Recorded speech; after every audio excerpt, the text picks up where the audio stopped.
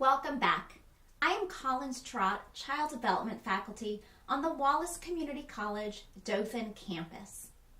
In this episode, we are going to be learning about people, places, and environments. Other words, geography. Like geographers everywhere, children learn as they observe, experience, and develop beginning understandings of the nature of their world and their place in it. Through these early explorations of their world, children, like geographers, begin to answer the two major questions of geography. Where are things, and how did they get there? After reviewing all of the week's content, you should be able to explain the importance of geography in early childhood education, discuss the key concepts and themes that children can explore in the study of geography, and learn ways to begin to teach and introduce children to concepts of geography. So join me, Miss Trott, as we learn all about people, places, and environments. Geography.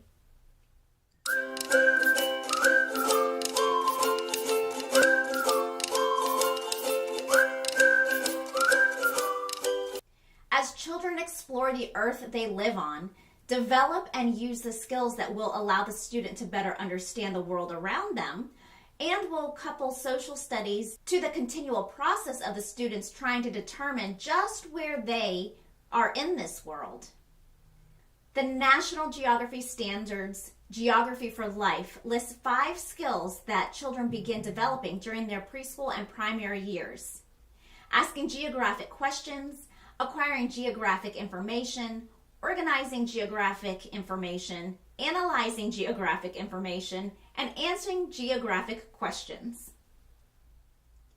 Planning to teach geography begins with a study of the children's immediate physical environment and their ability and opportunity to observe, speculate about, analyze, and evaluate that environment. Both the environment and children's explorations within it are complex and complicated.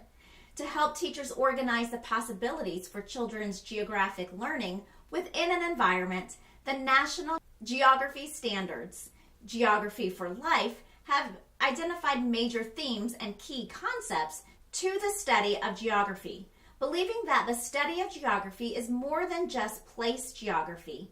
The project designers call for integrating place geography with the study of human environment relationships by structuring geographical studies around 5 main themes, including the earth is the place where we live, direction and location, relationships within places, spatial interactions, and regions. The first of these concerns is the earth is the place where we live, and this includes our environment, land, and water, caring for our earth, and an understanding that the earth is round and the part of a solar system. Keeping in mind young children's thinking, you can help children build more accurate concepts of the earth by providing them with concrete, direct experiences structured around their immediate environment. In planning earth study experiences, you need to ask yourself, what have these children learned through their own experiences about the way the world functions? What have they learned about the natural phenomena, the action of the earth forces, how water runs down a hill, the effects of the growth of plants and animals? You can use the answers to plan experiences for children based on and identified key concepts of geography knowledge of the earth. A sense of direction and location develops as a child experiences their place in space as a result of movement, exploration, and this leads to their learning directional terms. The concepts of distance and measurement are important to the study of geography as well as for day-to-day living. Experiences with the measurement of distance should be informal, arbitrary, incidental, and based on actual experiences. Children who cannot converse quantities cannot understand measurement. It is suggested that teachers begin to introduce concept of distance as children play by play, building on the vocabulary that children use in their play. Children all use the words big. The teacher can explain the children's meaning of big by using words such as near, far, high, low, deep, wide, tall, long, up, and down. Children can use arbitrary measures, hands, feet, lengths of string and ribbon, as well as standard measures of rulers and yardsticks to measure from one side of the room to the other, all the way around the desk or to the top of the bookshelf. Preschool children play with rulers, tape measures, and yardsticks at the woodworking bench to simulate carpentry play, but do not use them as actual measuring tools. Maps are abstractions of reality, and the skills needed to read them do not develop completely until children reach the ages of 11 or 12. Children should have opportunities to make maps before they can read or understand them. Playful and exploratory experiences with maps will provide a foundation. When planning to introduce maps and map reading concepts to young children, you might want to survey the children to find out what their concepts are, and remember that all mapping must be done in connection with the children's own experiences, and identify a few key concepts from the numerous skills involved in map reading. Geographers study how humans and environments are related, what advantages and disadvantages are present for human settlement, and how people modify and adapt to the environment. Young children can be introduced to the ideas that humans have taken control of their environment, but at the same time are also controlled by their environment. A part of the study of geography is that people interact with others far from them. We depend on other places for food, clothes, and even items like papers and pencil. A region is an area that includes a number of places, all of which have something in common. Geographers categorize regions in a number of basic ways, two of which are physical and cultural. Physical regions are defined by a particular type of climate, landform, or vegetation. All children live in a community of some kind. You can take the class on trips into a neighboring community to acquaint them with its characteristics. As children walk through the community, you can ask, why do people live near one another? And what do you think makes a neighborhood?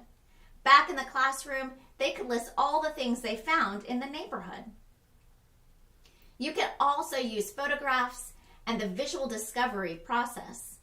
A cultural region has a cultural and historical continuity that separates it from other adjacencies or distinct regions. Culture is transmitted through language, art, music, and games. Children of all ages can be introduced to the songs, rhymes, arts, and oral traditions of their culture and the cultures of others. Preschoolers enjoy learning nursery rhymes, role-playing them, and even creating new endings for rhymes. Involve parents in learning rhymes by asking them what rhymes, folk tales, and sayings they were taught as children. The parents could visit the class and teach them to the entire group to expose children to a variety of cultural traditions. Now, let's review what we've learned. You can help preschool primary children develop basic geographic concepts by keeping in mind that children learn by doing. They can experience the earth on which they live, learning the names and qualities of its land and water surfaces. They can experience the rhythms of day and night and the changing seasons. Through movement exploration and other physical activities, children begin to understand the concept of direction. Learning their addresses, taking field trips, and locating themselves and objects in space, children learn from the concept of location.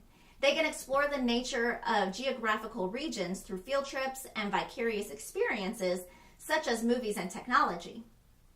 Knowing how people interact, even though they are separated in space, helps children develop the concept of spatial interactions.